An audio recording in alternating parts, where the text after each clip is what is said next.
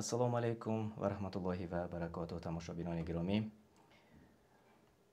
ин лаҳза мо тасмим гирифтем ба баъзе саволҳое ки аз ҷониби тамошобинон, аз ҷониби ҳамаон нафароне ки дар шабакаи мо Қуръон дастурамали инсон пайваст ҳастанд омода буд ва мо чанд вақт шуд ки ба ин суолҳо ҷавоб мегӯем, гуфта будем, ваъда карда будем ва имрӯз он фурсат расид ва дар меҳмонии имрӯзаи барномаи мо абдусамади раҳимӣ, яке аз толибилмони яке аз донишкадаҳои араб ҳузур доранд ва ман он касро хушомадед мегӯям. Хушомадед ба шабакаи Қуръон дастурамали инсон ва ташаккур мегӯем ки вақти худро ёфтед ва ин лаҳза бо мо ҳастед. Инҷо аз тамошобинони мо чанд саволҳо омада буд ва мо шумо иншааллоҳ кӯтоҳ ба саволҳои тамошобинон ҷавоб хоҳем гуфт имрӯз. ва мо шурӯъ мекунем, агар ҳамаш хуб бошад.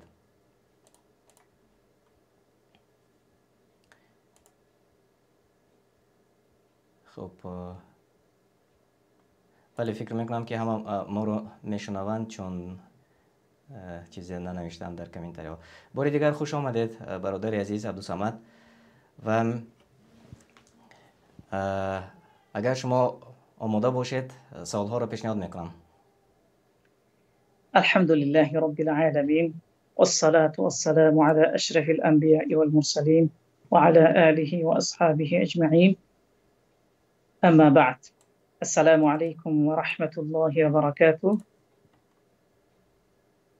الله سبحانه وتعالى رو سپاسگزار میگوییم که در این فرصتی زیبا و مبارک ان شاء الله تعالی قرار داریم و من نیز شما را تشکر میگویم برای به مهمانی به استودیوی خود دعوت کردید و این چنین ما نیز به دعوت شما لبیک گفته حاضر شدیم.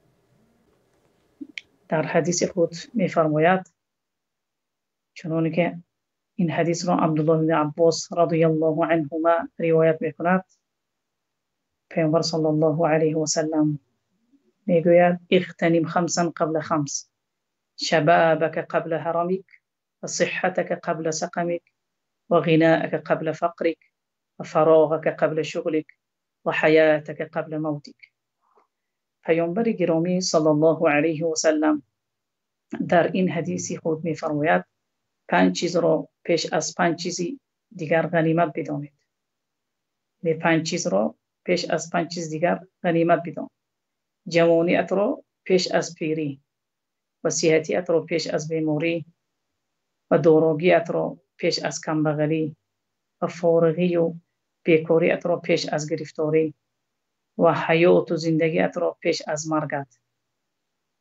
در این حدیث بزرگ پیامبر صلی الله علیه و سلم امت خود را به 5 چیز بزرگ نصیحت کرد.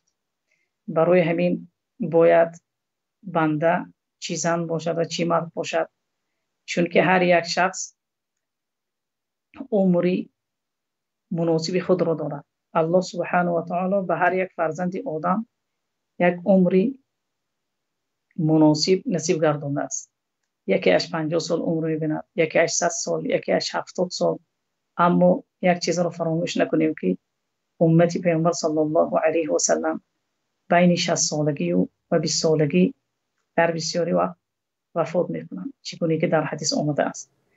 بعد برای همین هر یک بنده باید از فرصتی گرانبهایی که الله سبحانه و تعالی به هر یک شخص داده است، از صحتیش، از داراییش، از فراغتیش، از بیکاریش، از جوانیش استفاده برد. زیرا ما در این دنیا مسافر هستیم.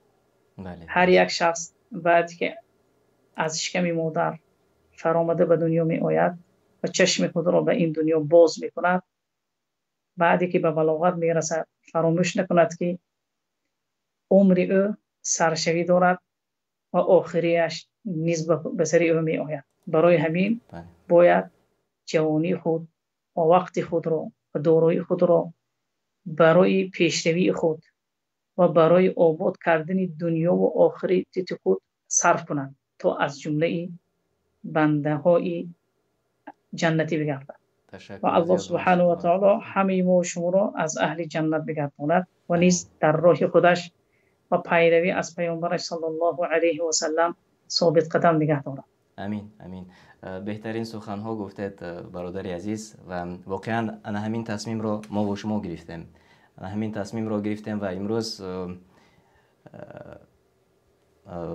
با مقصدی با هدفی انا همین تصمیم ما و شما صحبت میکنیم و انشاءالله که باز به آن سوالهایی که به نهایت زیاد انتظار بودن تماشابینان ما و پاسخ میگیرند و ما کوشش میکنیم پاسخها را از روی قرآن و از روی سنت برایشان پیشنهاد کنیم.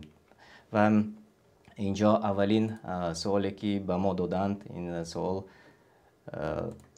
خیلی سوالی مطرح کنی است. یعنی همین روزها هر روز به واسطه واتساپ و ایما و دیگر به واسطه تلفن های موبیلی و همگان همدیگر را با روز جمعه تبریک میگویند و SMS میفرستند و روز سعید جمعه مبارک یا جمعه مبارک میگویند. آیا سوال دهنده چون این سوال کرده است، جمعه مبارک گفتن یگان دلیل دارد و این درست است و اگر ما جمعه مبارک گوییم خطا نمی کنیم؟ نه، الحمدلله. این سوالی که برای ما مطرح کرده یکی از سوالهای مهم است که بسیار هر روز تقریبا وقتی که روز جمعه و یکی از روزهای بزرگ در نزد مسلمان ها به حساب می رود، وقتی که فرا رسد در بیگاهی پنجشنبه یا که در روزی بعد نماز بامداد بیم، برادرها و خواهرها برای تبریک کردن یکدیگر از روی تلفن یا از روی سبشین فرستادن گوییم، رساله فرستادن تبریک میکنم. شاید میگویند مجمعین یگان چیز برای مسلمان ها ثابت شده است که تا که ما یکدیگر را در روز جمعه تبریک گوییم. اثری است یکی از جبیر ابن نفیر رحمه الله قال كان أصحاب رسول الله صلى الله عليه وسلم إذا التقى يوم العيد يقول بعضهم لبعض تقبل الله منا ومنك. جبیر ابن نفیر در این روایت خود میگوید صحابگان گرامی رسول الله صلی الله علیه و سلم در حالی که روبرو میشتند در روز عید به همدیگر میگفتند تقبل الله منا و منک، الله از ما و شما قبول فرماید. این در روز عید فطر و در روز عید قربانی می باشد. سبب ذکر کردن این روایت برای اون است که از این روایت جبیر هر هفته گوییم روز جمعه این چنین این عید در نزد مسلمانان است.